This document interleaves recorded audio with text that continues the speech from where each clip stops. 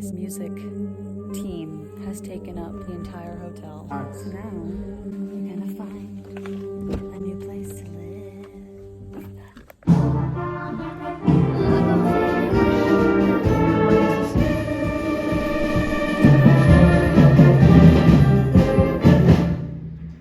We've been living in Italy now for 5 months, which is so crazy to say, especially seeing how I am Canadian and Robin is Swedish. But we're here. Like, we've officially moved to Lecce, which is wild. We were able to squeeze in a little 2-week adventure in our car, literally sleeping in the car. But we ended up in Bologna. If you haven't seen my other videos, you should go check those out now. Because before Bologna, we were in the mountains, and it was wild. Being in Bologna was beautiful. It was raining and mysterious, and all the medieval architecture and history was just super fascinating for me, like these towers. Do you know what would happen in these towers? Let's just say it wasn't nice. The fact that they're still standing is incredible to me, but at the end of the day, it's still just it's a city.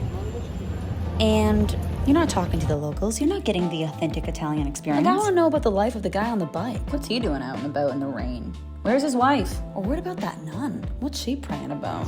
We went to Bologna to try the Bolognese. And in this restaurant, it was incredible. But I couldn't help but feel like the Bolognese must taste different in a family home. I wanted that movie moment. I wanted to be invited into something real, preferably with an accent, and insist that I must stay for supper. Well, guess what, boys and girls? We're getting our movie moment. You're staying in a medieval village out of the goodness of strangers. I can't wait to tell you this story. Robin and I were sleeping in our vehicle, so we had to find a place to park our car for the night in the pouring rain, which was not fun. But we happened upon a monastery up on a mountain. Abbazia di Montevico is a dream in the daytime. Definitely kind of creepy at night, though. The monastery has 11 monks currently there right now. And then it has 32 inhabitants, like people that live in these old homes, with one little restaurant called Trattoria di Pargo. A little gray cat showed up and led us, like literally led us to a man who just so happened to be the owner of the restaurant. And just like a movie should go, that man had a daughter who could speak perfect English. Suddenly, we're sitting in the backyard, sipping Coca-Cola, overlooking the Tuscan hills, while her father goes and makes us mortadella sandwiches. It was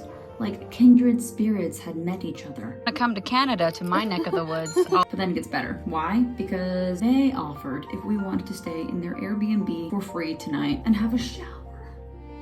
I got to shave my legs. We're sleeping here tonight. The restaurant is currently working away. In the courtyard, you can see all the chefs getting ready for dinner service. I feel like we're living a dream. I'm not even explaining it right. Anyway, we're gonna go and have this beautiful dinner. I'm gonna bring you guys along, but I just feel so lucky and excited to experience this little tiny town's life. It's incredible. So, let's go. Just the restaurant. Oh. Rosemary everywhere. I couldn't believe it. They had just given us a key to their home, and we just putzed up for dinner. By the end of this evening, I did prove a theory that when you know the person making your food, it tastes better. This is Paolo, the owner of the restaurant, and the man that insisted that we stay. The restaurant was beautiful, with original old floors and brick. It smelled like fresh bread and like cookies with like caramelized onion and rosemary. I don't even know how to explain it. It just smelled exactly how it looks. If that makes sense. We told Paolo we just wanted to try everything that he would recommend off the menu, and Paolo delivered. The food just kept coming, and it did not stop. There was traditional breads with mountain cheeses and prosciutto with a beautiful wine from the area that was made in a cave. And then there was hand-rolled tortellini in a bone broth. It was super salty, full of umami, somehow very light. Paolo invited his nephew to have dinner with us, which I think is the most Italian thing ever. And at first we were like, what? But we realized it's because he's a musician. And we were able to sit there and talk about what it's like to make music in Italy. You should go check him out. Anyway, back to the food. This is a spinach tagliatelle with Paolo's beautiful bolognese. Paolo was very clear that when you make a bolognese, you do not add tomato. I fought him on this for like a while, but honestly I relented because he's Italian and I'm Canadian. Moving on, beef cheek. Yeah, you thought this was over? No, it's not. Beef cheek, mashed potatoes with caramelized whole onions. This shit was tender and psychotically delicious. I was blown away. I was also incredibly full. But it wasn't done yet. No, it was not. A flan. A beautiful, perfect flan. If you go to Bologna, take the 20-minute drive up the mountain and then go to this restaurant. These people are special, kind, welcoming, the food, homemade, gorgeous. I think it's what everyone wants when they go to Italy. Like, they want a story they can go home and tell their friends and know that nobody else has that story. I almost never want to go back because I feel like these 24 hours with this family eating this food was just so perfect. I don't want to burst that bubble. Have you ever had a moment like that? And the next morning, Robin insisted on making Swedish pancakes to thank this family for letting us stay. We thought we were only going to be cooking for about 4 people. In the classic Italian way, one person told another person, who told a cousin, who told a friend, and Robin ended up cooking Swedish pancakes for 18 people. I haven't seen 18 people in a long time. People just kept coming down the stairs like, oh yeah, we heard there's breakfast. Like, Robin was like, thank God I got extra eggs. We said goodbye to the cat that kind of started this whole thing. His name was Fall.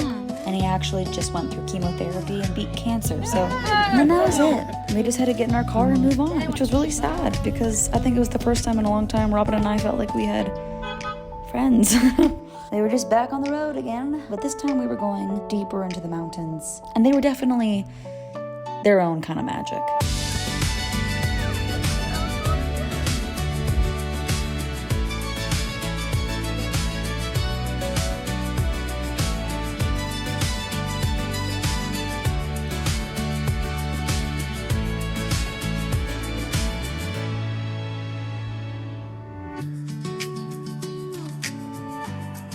We just kept going up and up and up and found the most beautiful place to park the car.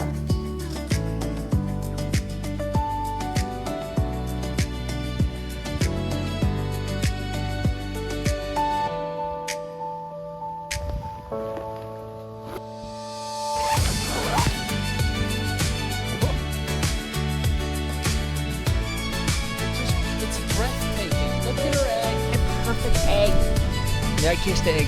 Just look at this. This is the view I have when I'm cooking my carrot.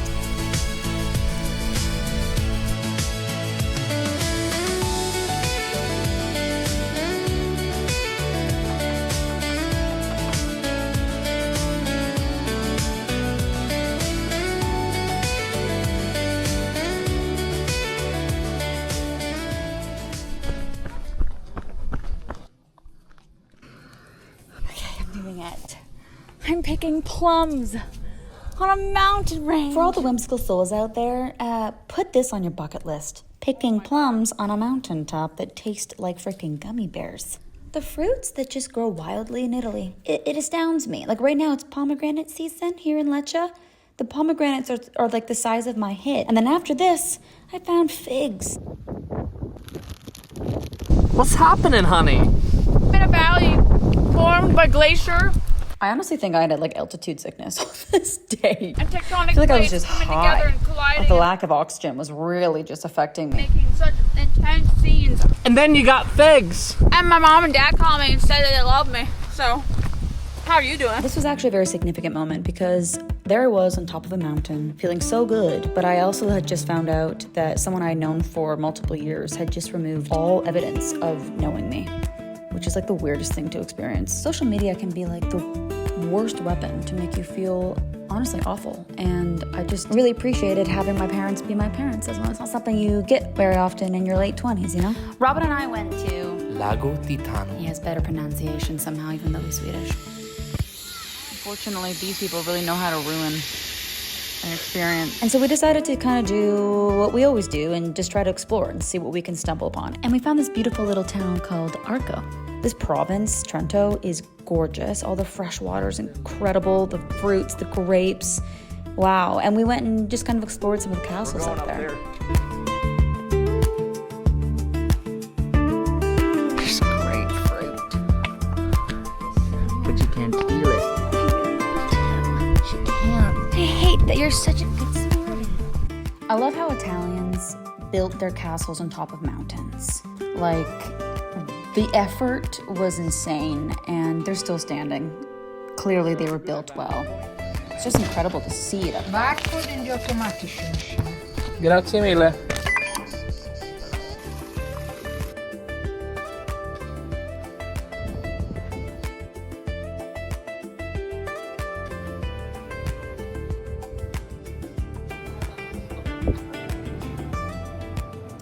Again, because this wasn't like a TikTok destination, no one was there. So walking around these castle grounds was just very beautiful. It was empty, it was windy and warm, and you could actually use your imagination to imagine what life was like back then. Arco was a very stark comparison to La Mondicada. It's a very busy city, but we were told we had to go and see it, and it was really beautiful. But we just really do better with isolated little nooks. So we were there for a little lunch, and then we just decided to go to what we know we love, and that is the mountains.